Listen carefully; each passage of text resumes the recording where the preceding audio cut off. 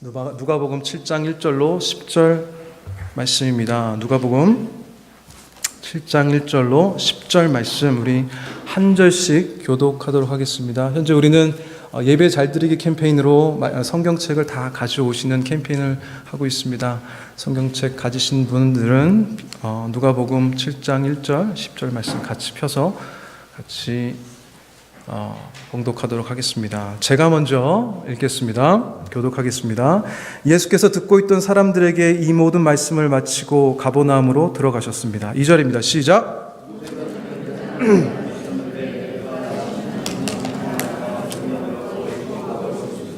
백부장은 예수의 소문을 듣고 유대 장로들을 예수께 보내 자기 종을 낫게 해달라고 부탁했습니다. 장로들이 예수께 와서 간곡히 부탁했습니다. 그는 우리 민족을 사랑하고 우리 회당도 지어주었습니다. 가셨습니다. 예수께서 그 집에서 멀지 않은 곳에 이르렀을 때 백부장은 친구들을 보내 예수께 이렇게 아뢰도록 했습니다. 주여, 더 수고하실 필요가 없습니다. 저는 주를 제 집에 모실 자격이 없습니다. 그래서 제가 직접 주께 나아갈 엄두도 못 냈습니다. 그저 말씀만 하십시오. 그러면 제 하인이 나을 것입니다. 저도 상관 아래 있으면서 저 아래도 부하들이 있는 사람입니다. 제가 부하에게 가라 하면 가고 오라 하면 오며 하인에게 이것을 하라 하면 합니다. 예수께서는 이 말을 듣고 백부장을 놀랍게 여겨 돌아서서 따라오던 사람들에게 말씀하셨습니다. 내가 너희에게 말한다. 이스라엘에서도 이렇게 큰 믿음을 본 적이 없다. 10절입니다. 같이 읽겠습니다. 시작. 백부장이 보냈던 사람들이 집으로 돌아가 보니 그 종이 벌써 나와 있었습니다. 아멘. 하나님의 말씀입니다. 주님께 기도하며 나가겠습니다. 좋으신 하나님 아버지, 감사합니다. 이 시간 말씀 주님께서 직접 우리에게 허락하셨음을 믿습니다. 주님께서 함께 하시는 예배 가운데 그 말씀 듣는 우리들 마음 가운데, 삶 가운데 주님을 믿는 믿음이 자라나게 하시고 강해지게 하여 주시옵소서. 모든 상황 가운데 주님을 바라보는 믿음 허락하실 줄 믿습니다. 주님께서 이곳에 함께 하시어 우리에게 직접 말씀하실 때 믿음으로 반응하는 우리들 되게 하여 주시옵소서. 감사합니다. 이 모든 말씀 예수님 이름으로 기도합니다. 아멘. 여러분 잘 알고 있는 오늘 말씀, 백부장의 믿음, 우리가 변장된 축복이라는 제목으로 말씀을 전하고자 합니다. 얼마 전에 한국에 계신 아는 권사님께서 전화하셔서 저에게 이제 축복의 메시지를 이렇게 몇 마디 이렇게 하시다가 이렇게 말씀하시더라고요. 마지막 끊기 전에, 목사님, 하나님을 기쁘시게 하는 종이 되세요. 하나님을 기쁘시게 해드려야 합니다. 라고 이야기합니다. 근데 이 말씀을 저에게 하셨을 때 약 3년 반 전에 저희 장모님께서 하셨던 말씀이 기억이 났었습니다. 저희 장모님께서 저에게 이렇게 친근하게 부르십니다. 방서방. 저는 까꾸로 해도 방서방, 이렇게 또 방서방 부르셔서, 방서방, 하나님 기쁘게 하셔야 돼. 기쁘게 해드려야 돼. 하나님 기쁘게 하지 않으면 우리는 할 수 없어. 살 수 없어. 하나님 기쁘게 하기 위해서 살아야 돼. 그렇게 권면했던 게 기억이 납니다. 그래서 그때서부터였던가요? 그래서 저에게 마음 가운데 주어진 말씀이 있었습니다. 근데 어떻게 하면 우리가 하나님을 기쁘게 할 수 있을까? 여러분들 한번 대답해 보시겠습니까? 어떻게 하면 우리가 하나님을 기쁘게 할 수 있을까요?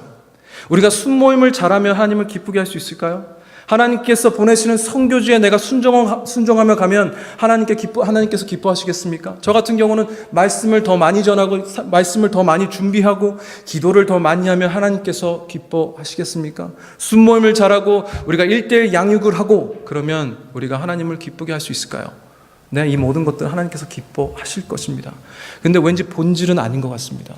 이 본질을 나타내는 말씀을 제가 찾았습니다. 이 말씀 같이 보도록 하겠습니다. 히브리서 11장 6절 말씀입니다. 같이 읽겠습니다. 시작. 믿음이 없이는 하나님을 기쁘게 할 수 없습니다.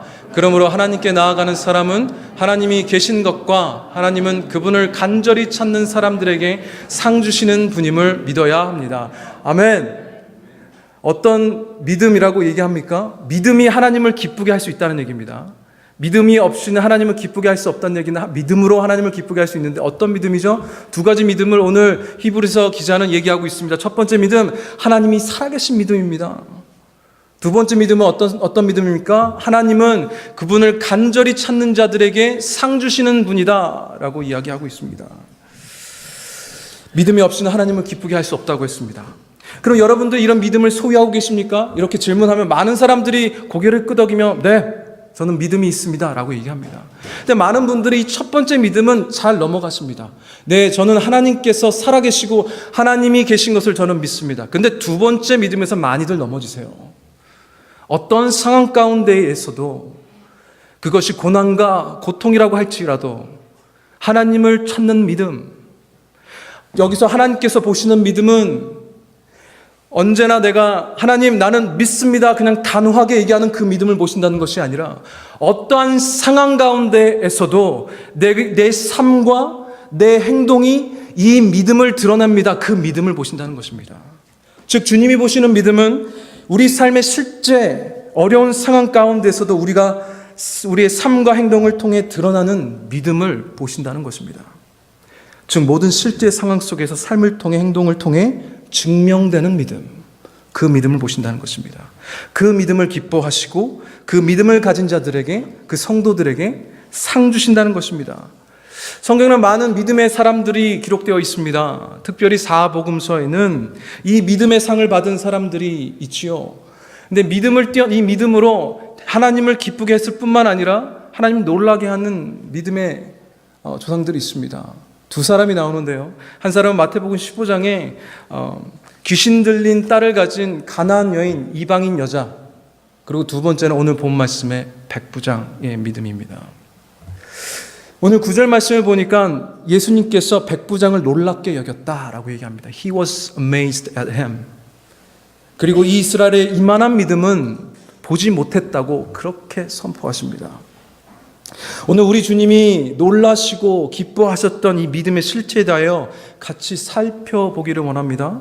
그래서 이 믿음이 어떤 상황에서 어떻게 증명되었는지 같이 나누기를 바랍니다. 바라옵기는 여러분들께서 오늘 이 자리에서 말씀을 들으시고 여러분 삶 가운데 주님이 기뻐하시는 믿음을 소유하시는 여러분 되시기를 간절히 축원합니다. 오늘 본 말씀 2절 보겠습니다. 2절입니다. 시작. 그가 신임하는 종 하나가 병이 들어 죽어가고 있었습니다. 병이 들어 거의 죽어가고 있었다는 것입니다. 굉장히 위급한 상황이죠. 예수님 당시에 세계의 패권을 쥐고 있었던 것은 그리스 이후의 로마 제국이었습니다. 이스라엘은 로마 제국의 지배를 받고 있었습니다. 로마 제국의 장교, 백부장, 그 점령지의 지휘관이었습니다. 그의 한마디가 법이 될 수 있습니다. 그에게는 권력이 있습니다. 역사가 폴리비우스는 이 백부장의 지위에 대해서 이렇게 얘기합니다. 그 군대에서 가장 우수한 사람이 백부장의 지위에 선택되었고 또한 성실성과 지도력을 겸비한 인격이 요구되는 지위였다라고 기록하고 있습니다. 아무나 백부장이 될 수 없다는 것입니다. 이 백부장은 우수한 능력을 지녔을 뿐만 아니라 우수한 인격도 지니고 있었던 인물임에 우리가 미루어 볼 수 있습니다. 이런 세계 최강 로마 제국의 지휘관 백부장에게도 남모를 아픔이 있었습니다. 자신이 신임하는 종 하나가 병이 들어 거의 죽어가고 있다는 것입니다. 우리말 성경에는 그냥 신임하는 종이라고 얘기합니다. 그냥 좋아하고 내가 아끼는 종 정도로만 그냥 우리말 성경에서는 표현하고 있지만 원어 성경을 보면 이 신임하다라는 뜻은 엔티모스, 헬라어로 엔티모스입니다. 그 뜻은 소중하다, 내가 정말로 아끼다, 가치 있게 여긴다라는 의미입니다. 그 아끼는 둘로스, 종이 지금 죽어가고 있다는 것입니다. 이 똑같은 사건을 마태복음에서 8장에 기록하고 있는데 왠지 사랑하는 종, 그러면 왠지 조금 먼 사람 같아요. 나하고 상관없는 사람 같은데 누가는 이 종을 둘로스, 종이라고 해석되는 이 단어를 썼지만 이 마태복음에서 마태는 이 종을 피오스, 죄송합니다, 파우스, 뭐 이렇게 말해도 여러분 모르셨겠지만 파우스라는 단어를 썼습니다. 죄송합니다. 파이스네요. 파이스. 이 단어를 써서 이 종을 표현합니다. 이 파이스란 단어는 재밌는 것이 종으로도 하인으로도 해석할 수 있지만 아들이라고도 해석이 됩니다. 사랑하는 아들이 거의 죽어가고 있었습니다.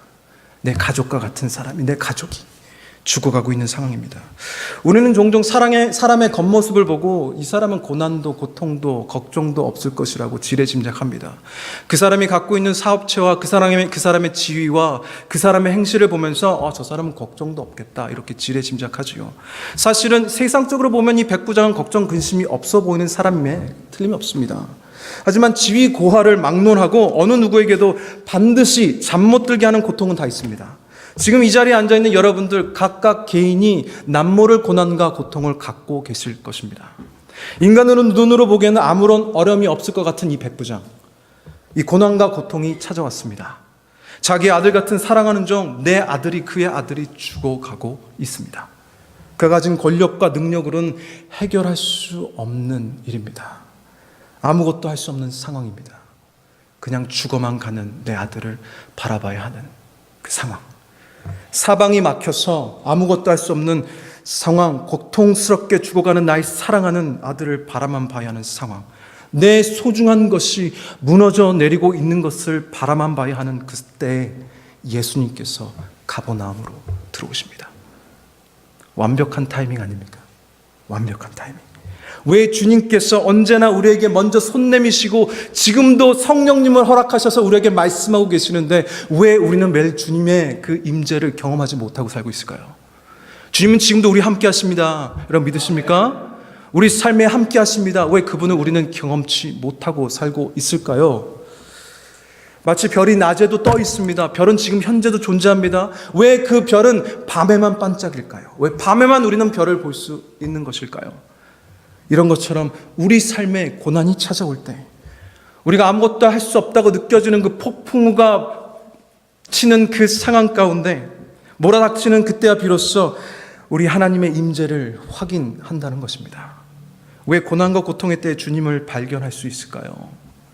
아무것도 할 수 없는 이 백부장의 상황, 이 백부장의 삶 가운데 마치 자로 잰 듯한 타이밍으로 가버나움으로 들어오신 예수님, 이것은 그냥 우연이었을까요? 왜 이때였을까요? 왜 아무것도 할 수 없는 이때였을까요? 그 이유가 여기 있습니다. 첫째, 겸손의 믿음으로 주님께 나아갈 수 있기 때문입니다. 겸손의 믿음. 성경의 많은 부분에서는 고난에 대해서 이야기하고 있습니다.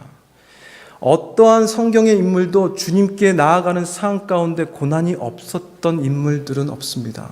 아브라함, 야곱, 바울, 요셉, 다윗, 어느 누구도 고난이 없던 삶을 살았던 이들이 없습니다. 근데 그 중에서도 이 시편의 한 기자가 썼던 이 말씀이 제 눈을 사로잡았습니다. 제 마음을 울렸습니다. 그는 이렇게 얘기합니다. 시편 119편 71편 같이 보겠습니다. 시작.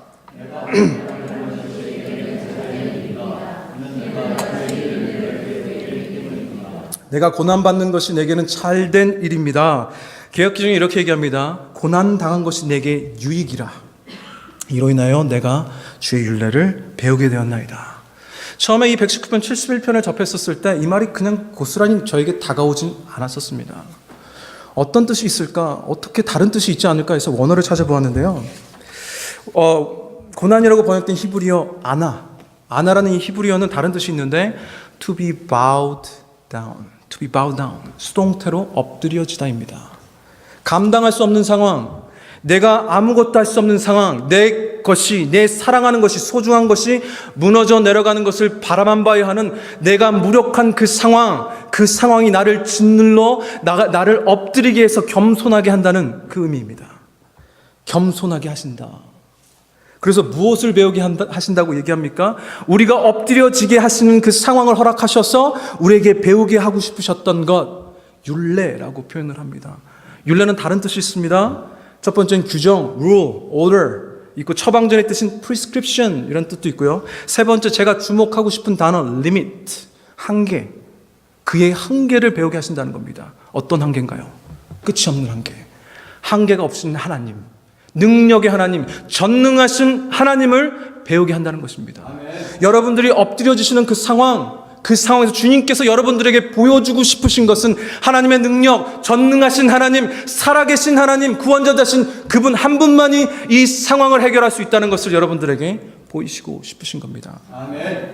제가 4년 전에 캘리포니아에서 대학원을 졸업하고 이 포틀랜드로 오기 직전이었습니다. 2015년 5월에 제가 대학원을 졸업했고요. 2015년 7월에 이 포틀랜드 온누리교회에 부임하였습니다. 근데 약 2달 정도 차이가 나죠. 근데 아마 제가 얘기를 듣고 제안받았던 건 2015년도 1월부터였습니다. 그때부터 기도를 시작했고 하나님께서 인도하셨습니다. 근데 하나님께서 인도하시는 그 과정 속에서 이로 말할 수 없는 좀 고통이 좀 있었어요. 고난이 있었어요. 제 신분 문제 때문에 제가 급하게 한국에 돌아가야 되는 상황이 됐습니다. 오기 바로 직전이었습니다. 너무 이해가 안 가는 거예요. 지금까지 너무도 저를 잘 인도하셨던 하나님께서 하나님께 순종해서 나아가고자 하고 이제 졸업하고 이제 좀 꽃길을 제가 예상한 건 아니지만 그래도 하나님께서 제 임지를 정해 주셔서 가게 하셨으니 이제 기도하고 준비하면 가면 되겠다 생각을 했는데 고난을 주셨습니다. 제 아내는 불법 체류자가 됐습니다. 그런 상황에서 아무것도 할 수가 없더라고요. 제 신분 변경을 도와주셨던 변호사분이 한국에 돌아가 영사를 만나서 이것을 조정해야 된다고 얘기를 했습니다. 한국에 돌아가야 되는 상황. 그래서 서류를 이만큼 준비했어요. 정말 두껍게. 그러면서 자신 없게 그 변호사분이 저에게 한 말이 아직도 기억이 납니다. 주님만이 하실 수 있습니다. 기도하세요, 목사님. 전도사였죠. 전도사님. 표정이 많이 안 좋았어요, 제가. 왜냐면요, 그때 장모님께서 졸업식이라고 한국에서 오셨습니다. 기분 좋게 라스베가스를 가서 이렇게 기분 좋게 숙박하고 있는데 갑자기 변호사한테 연락이 온 거예요. 목사님이 지금 신분에 문제가 생겼습니다. 그래서 하루만 있다가 다시 돌아왔어요. 그래서 기도하기 시작했습니다. 근데 왜 그런지 전혀 모르겠는 거예요. 뭐가 잘못됐는지 모르겠습니다. 그래서 주님의 뜻을 너무 알지 못하겠어서 여러분들 해보셨는지 모르겠어요. 그리스도인으로 한 번 정도는 해보는 그것을 해봤습니다. 성경책을 닫고 성경책에 손을 올려 기도를 시작합니다. 사랑하는 주님, 제가 이제 성경책을 펼 겁니다. 저에게 말씀하여 주시옵소서.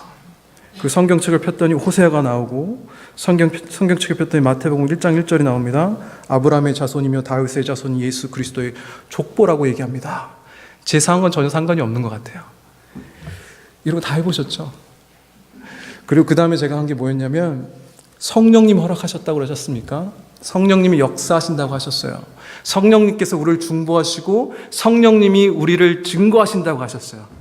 그래서 채플실에 들어가서 기도하면서 저를 깨끗이 비우는 기도를 했습니다. 다 비웠어요. 성령님, 제가 지금 다 비웠습니다. 들어오십시오. 이렇게까지 했습니다. 안 가르쳐 주시더라고요. 모르겠더라고요. 그래서 결국에 저의 졸업식을 축하하러 오른 장모님에게 2 아들을 맡기고 급하게 한국에 들어갔습니다.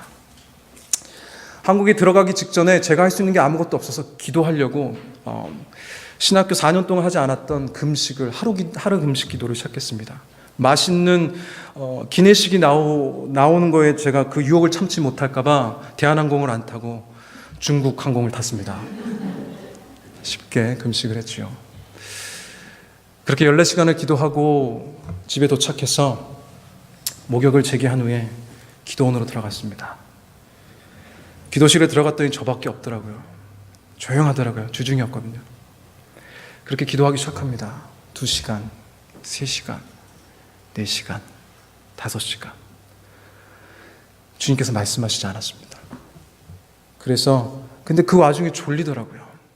그 와중에 졸린 거예요. 시차 적응이 안 돼서. 그래서 주님께 이렇게 기도하고 잠이 들었습니다. 주님, 제가 눈을 감고 이제 자려고 합니다. 환상으로 말씀하여 주시옵소서. 그냥 아무 꿈도 안 꾸고 잘 일어났습니다. 30분을 자고 일어났어요. 이제 어떻게 될까 고민하고 있는데 돌아갈까? 지금 말씀하시지 어쩌면 나한테 벌써 응답하신 게 아닐까? 이런 여러 가지 고민 중에 기도 더 하자. 그래서 6시간째 그렇게 기도하던 중에 조금 지루하더라고요. 성경책도 다 읽고 이렇게 하다가 그래서 제 랩탑을 꺼내서 찬양을 부르기 시작했습니다. 그래서 불렀던 찬양이 모든 상황 속에서 찬양입니다.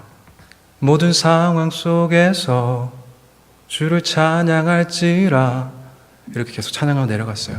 그래서 브릿지 부분이 있죠. 주를 찬양할 때 주의 나라 이미 임했네. 이미에서 딱 걸렸어요. 이미 눈물을 엄청나게 쏟았습니다. 이미 주님께서는 내 삶 가운데 계셨고 내가 슬플 때나 기쁠 때 어려울 때 주님께서 나와 함께 하셨다는 것을 깨달았습니다. 엄청 많이 울었어요. 너무 많이 울었어요. 회개가 터져 나오고 주님을 찬양하고 방언이 튀어나오고 예언이 나왔어요. 주님께서 그 기도의 마지막에 이렇게 말씀하셨습니다. 너는 내 양을 쳐라. 그리고 영사를 만났습니다. 이만큼 준비하고 간 서류 펴보지도 않았어요. 가서 사역 잘 하라고 얘기했습니다. 저는 그저 땡큐 했습니다. 땡큐. 어떻게 이 상황을 바라봐야 될까요? 주님의 역사 아닙니까? 저는 그래서 고난과 고통은 위대하신 하나님을 발견하는 변장된 축복이라고 믿습니다. C.S. 루이스는 이 고통의 문제, 그리고 이 고통의 문제를 달았던 그의 저서에서 이렇게 얘기합니다. 하나님은 우리에게 기쁨 중에 속삭이시고 양심에 말씀하시며 고통 중에 있는 우리에게 크게 외치신다. 여러분이 주님을 만나시고 그 하나님을 깊고 뜨겁게 경험했을 때가 언제였는지를 기억해 보십시오. 여러분이 사랑하는 것이 무너지고 있을 때가 아니었습니까? 여러분의 가장 소중한 것이 사라지는 것을 바라만 봐야 하는 때가 아니었습니까? 그때 말 못한 고난과 고통을 가지고 뜨겁게 주님을 만나지 않으셨습니까? 뼈아픈 시련이 갑작스럽게 여러분 인생에 몰아치고 계십니까? 겸손의 믿음이 있어야 합니다. 그래야 하나님을 제대로 볼 수 있습니다. 그래야 크신 하나님 그 자체로 인정하며 바라볼 수 있다는 것입니다. 우리가 겸손해져야, 이 겸손의 믿음을 소유해야 그분의 위대하심을 볼 수 있다는 것입니다. 오늘 주님께서 여러분들에게 겸손의 믿음을 가지시고 부르짖기를 주님께서 기다리고 계십니다. 이 겸손의 믿음을 소유하시고 한계가 없는 전능하신 하나님, 그 주님을 경험하시는 여러분들이 되시기를 간절히 축원합니다. 오늘 3절 같이 보겠습니다. 3절입니다. 시작. 백부장은 예수의 소문을 듣고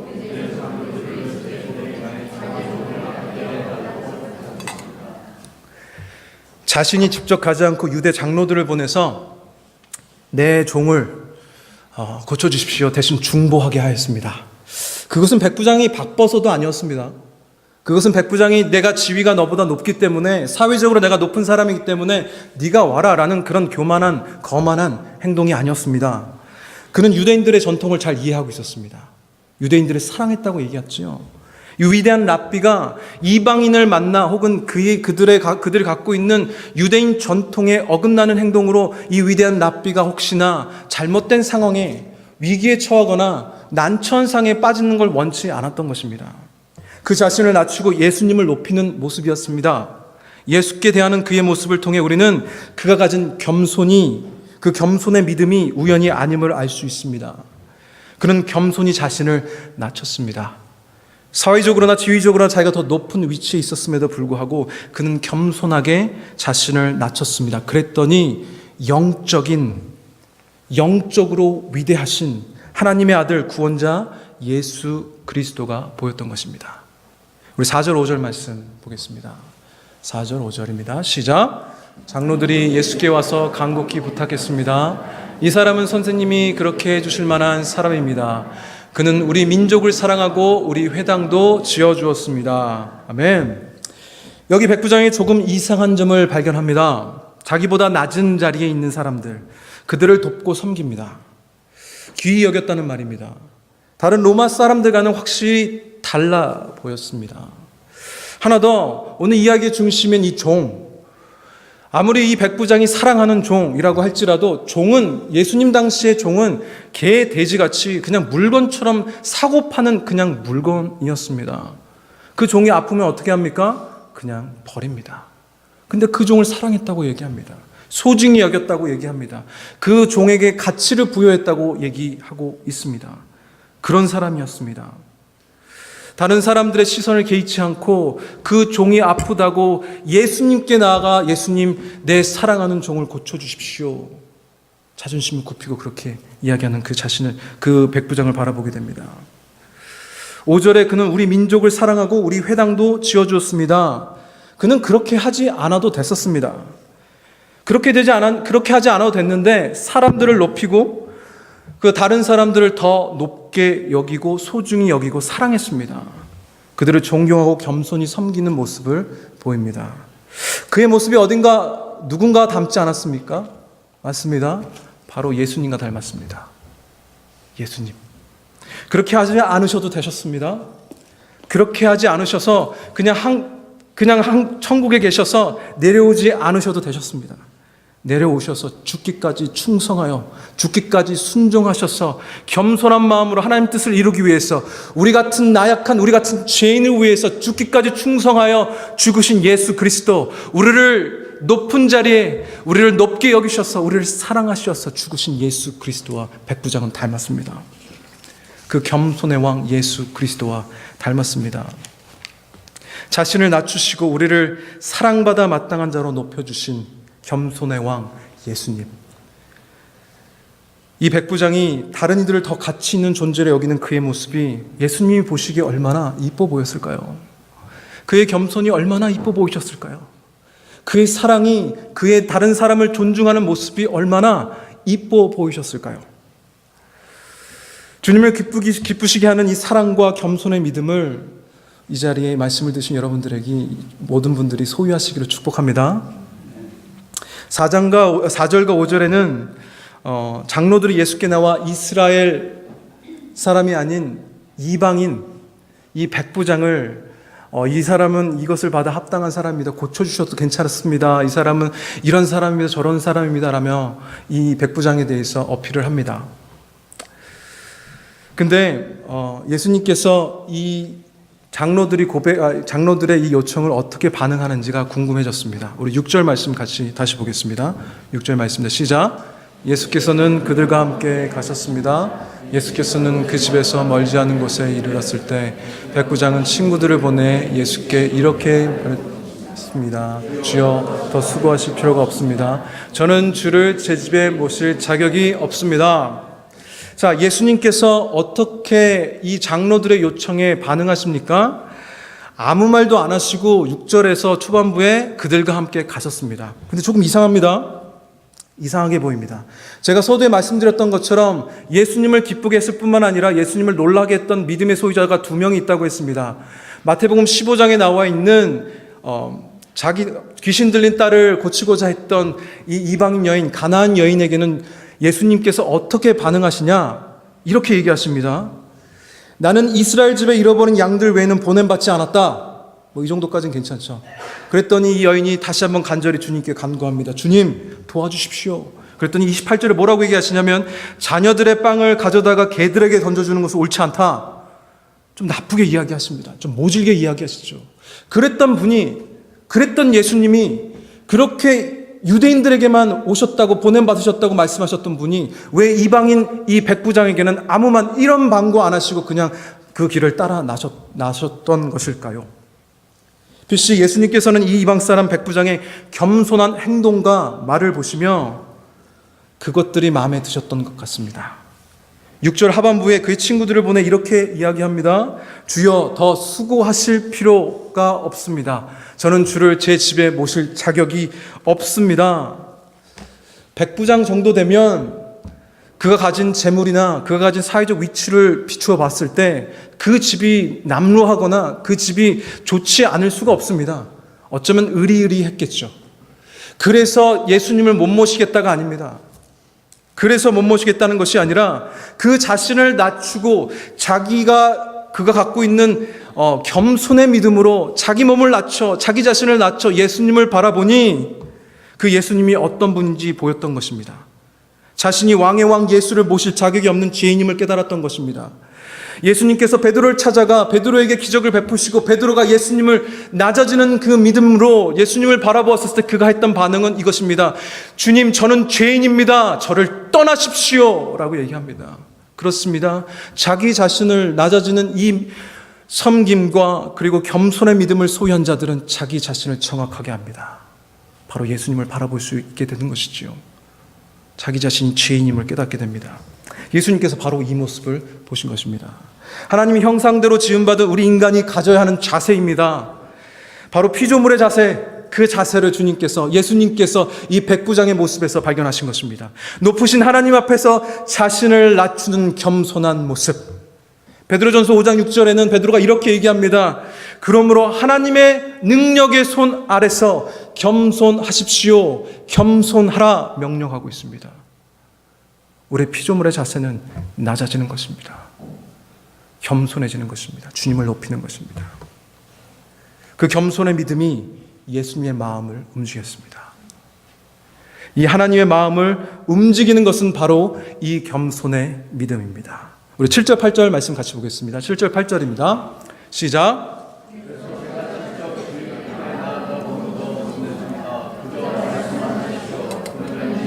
나을 것입니다. 저도 상관 아래 있으면서 제 아래도 부하들이 있는 사람입니다. 제가 부하에게 가라면 가고 오라면 오며 하인에게 이것을 하라 하면 합니다. 아멘. 겸손의 믿음으로 이 백부장은 거룩하신 하나님의 아들 예수 그리스도를 보았습니다. 자기를 낮췄더니 예수님이 보였습니다. 능력의 하나님이 보였습니다. 그리고 백부장은 높으신 왕의 왕 예수님을 영접할 수 없는 죄인임을 인정했습니다. 그리고 백부장은 높으신 왕의 왕 예수님을 영접할 수 없는 죄인을 인정한 후에 자기의 필요 때문에 예수님을 오라가야 할 수 없다고 그렇게 자기 자신을 깨달았습니다. 그게 너무 죄송했어요. 내가 사회적으로 높은 위치에 있지만 내가 죄인인데 어떻게 예수님을 오라가라 할 수 있는가? 극도로 자기 자신을 낮춘 것이죠. 그랬더니 이렇게 7절에 이렇게 간구합니다. 주님 오실 필요 없습니다. 그저 말씀만 하십시오. 그저 말씀만 하십시오. 그러면 제 하인이 나을 것입니다. 이것이 예수님이 기뻐하시는 믿음입니다. 주님이 기뻐하시는 믿음 두 번째, 여러분들 기억하십시오. 말씀의 권능을 믿는 믿음입니다. 아멘. 주님의 말씀이 이루어질 것을 믿는 믿음입니다. 아멘. 우리 8절에서 백부장은 자신의 군대 생활을 경험했던 그 예로 실제적으로 설명을 합니다. 군대는 명령만 하면 그것이 이루어집니다. 김중이 가서 이거 해 그러면 그 일이 이루어지죠. 김병장 이거 해 그러면 그 일이 이루어집니다. 그것처럼 이 백부장은 예수님이 누구신지 제대로 알고 있는 것 같았습니다. 어쩌면 하나님이 명령하시면 일사불란하게 천군 천사들이 일하는 것을 머리에 염두에 두고 마음에 염두에 두고 이렇게 말했는지도 모르겠습니다. 그 권위의 말씀으로만으로도 예수님께서는 신적 권위를 가지신 분이시기 때문에 어떤 일도 능히 이루실 수 있다는 믿음을 소유하고 있었던 것입니다. 그렇기 때문에 주님 말씀만 하십시오. 그러면 제 하인이 나을 것입니다. 그렇게 말했던 것입니다. 그래서 말씀하시면 내 종이 나을 것입니다. 라고 믿음으로 고백하고 그 믿음으로 그 상황을 미리 본 것입니다. 여러분들 이 백부장의 믿음이 필요하지 않으십니까? 우리는 예수님을 보지도 만질 수도 없습니다. 우리는 연약해서 눈에 보이는 어떤 상황들이 만들어지길 원합니다. 어떤 현상들을 원합니다. 하지만 보이지 않지만 주님은 이미 우리와 함께 하십니다. 할렐루야. 주님 우리와 함께 하십니다. 여러분 믿으십니까? 성령님이 우리 안에 살아 역사하십니다. 그래서요 하나님의 말씀을 의지해서 주님께 나아갈 수 있는 것입니다. 그래서 고난 가운데 우리는 일어설 수 있는 것입니다. 고난 가운데 그 어둠의 터널 가운데 우리가 주저앉아 있을 수 있지만 그 하나님께서 비춰주시는 찬란한 빛을 보고 우리는 그 말씀으로 다시 일어나서 걸을 수 있다는 것입니다. 할렐루야. 주님께서 함께 하십니다. 그래서 하나님의 말씀을 믿는 믿음으로 하나님께서 하실 것을 우리 삶 가운데 역사하실 것을 믿는 믿음으로 우리는 살아야 되는 것입니다. 우리는 생각하지 못하는 방법으로 주님께서는 역사하고 계십니다. 그것을 믿고 믿음의 눈으로 마음에 새기시고 그리고 선포하셔야 합니다. 99%의 보이는 상황이 나를 무너뜨립니다. 우리를 무너뜨립니다. 하지만 1%의 살아계신 하나님께서 우리를 일으키십니다. 그것이 믿음입니다. 9절입니다. 9절 보겠습니다. 시작. 그들에게 말씀하셨습니다. 내가 너에게 말한다. 이스라엘에서도 이렇게 큰 믿음을 본 적이 없다. 아멘. 예수님께서 백부장을 놀랍게 여기셨습니다. 이의 믿음. He was amazed at him. 근데 이렇게 놀랍게 했다는 이 표현을 똑같은 단어를 마가복음에서 마가도 기록하고 있습니다. 예수님께서 공생의 기간 동안 주님께서 기적을 베푸셨는데 그의 홈타운 나사렛으로 들어가셨습니다. 그래서 기적을 베푸시고 주님께서 살아계신 하나님의 아들이심을 주님께서 선포하시길 원하셨습니다. 그때도 그들이 행동하고 반응하는 것에 놀라셨습니다. 왜 놀라셨나요? 믿지 않았기 때문입니다. 그들의 불순종을 보시고 주님께서 놀라셨습니다. 주님이 놀라실 때는 두 가지 경우입니다. 첫 번째, 여러분 믿음을 보시고 놀라시고, 두 번째, 여러분의 불순종과 불신앙을 보시며 놀라십니다. 여러분 삶 가운데 허락하신 변장된 축복의 그 경험을 하고 계십니까? 여러분 삶 가운데 지금 무너져가는 것을 바라봐야 하는 아무것도 할 수 없는 상황 가운데 놓여져 있습니까? 믿음으로 반응하십시오. 주님을 놀라게 할 수 있습니다. 놀라지 않게 할 수 있다면 불신앙으로 반응하는 것이 또 주님을 놀라게 하는 것이라고 오늘 말씀 이야기하고 있습니다. 우리는 많은 믿음의 형제 자매들이 내 삶의 이 고난이, 이 고통이 주님을 발견하는 축복의 통로였다라고 고백하는 것을, 그런 고백들을 많이 듣습니다. 그 허락된 고통이 능력의 하나님께 나아가는 축복의 통로가 되었다는 것입니다. 그런데 지금 여러분이 가지고 계신 고난과 고통에 혹시 불신앙으로 반응하고 계시진 않습니까? 그렇게 주님을 놀라게 하고 계시진 않습니까? 불신앙으로 주님의 능력을 경험할 수 없습니다. 사랑하는 성도 여러분, 고난은 변장된 축복입니다. C.S. 루이스는 이렇게 얘기합니다. 고난 중에 외치는 주님을 바라보라. 고난 중에 우리에게 주님께서 외치신다라고 이야기하고 있습니다. 고난 가운데 백부장의 믿음의 반응을 주님을 기쁘시게 했습니다. 주님을 놀라게 했습니다. 만약 주님이 기뻐하신다면 여러분 무엇이든지 기대해도 좋습니다. 우리 살아계신 주님, 한계가 없으신 하나님께서 지금 여러분들의 믿음을 보며 기뻐하신다면 여러분들 어떠한 것도 여러분들이 기대하셔도 좋습니다.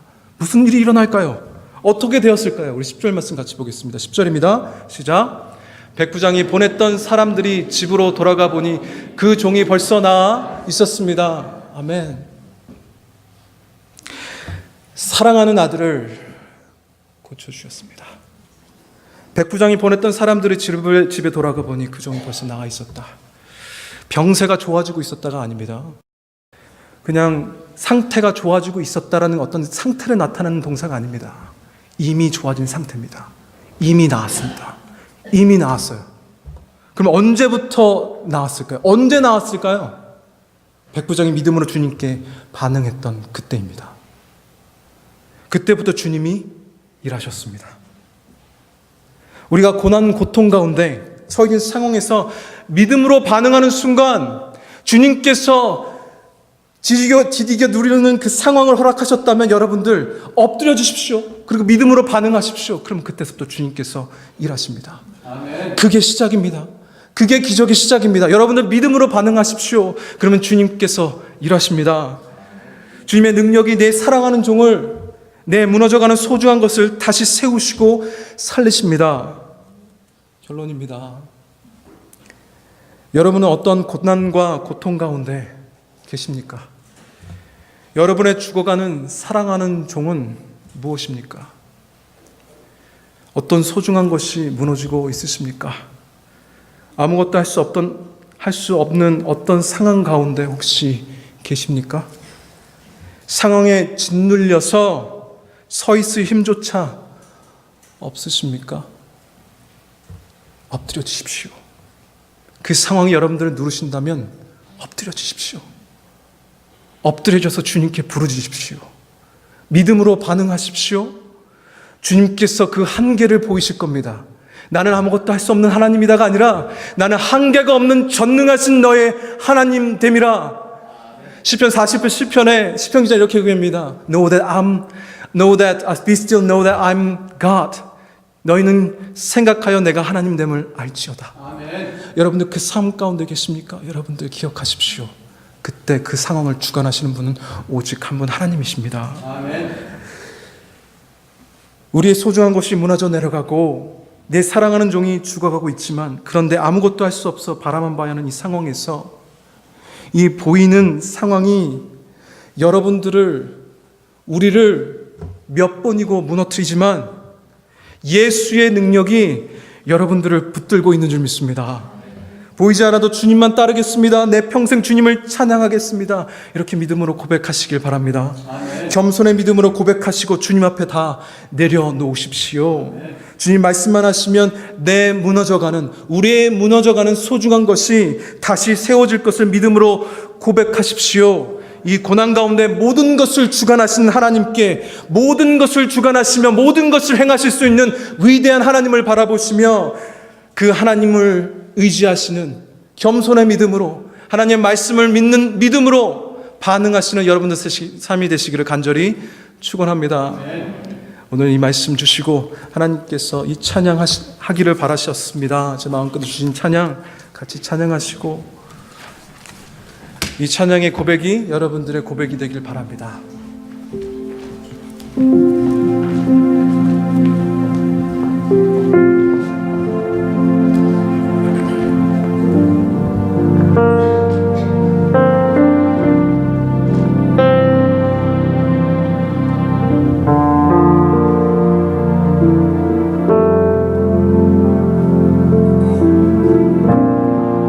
모든 상황 속에서 주님을 찬양할지라, 주를 찬양할지라. 주는 너의 큰 상급, 주는 너의 큰 상급, 큰 도움이시라, 큰 도움이시라. 주의 얼굴 구할 주의 영을 부사, 주의 영을 부사. 크신 사랑 안에서, 크신 사랑 안에서 주를 보게 하소서, 주를 보게 하소서. 주님 앞에 결단하며 고백합시다.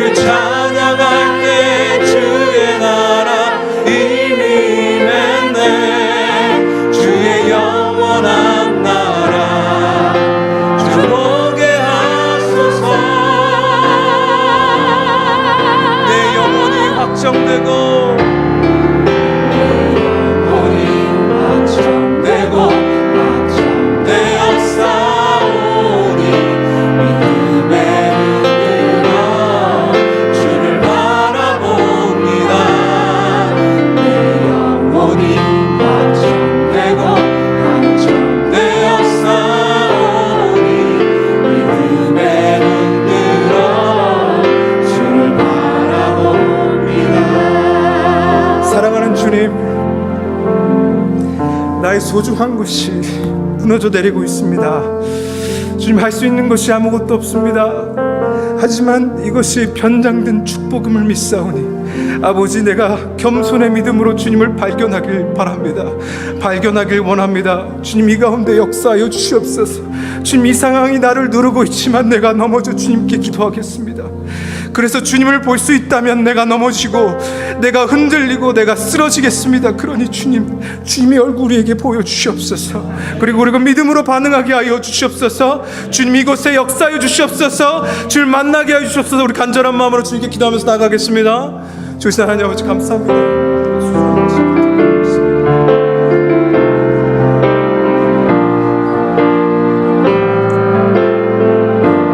아버지 하나님,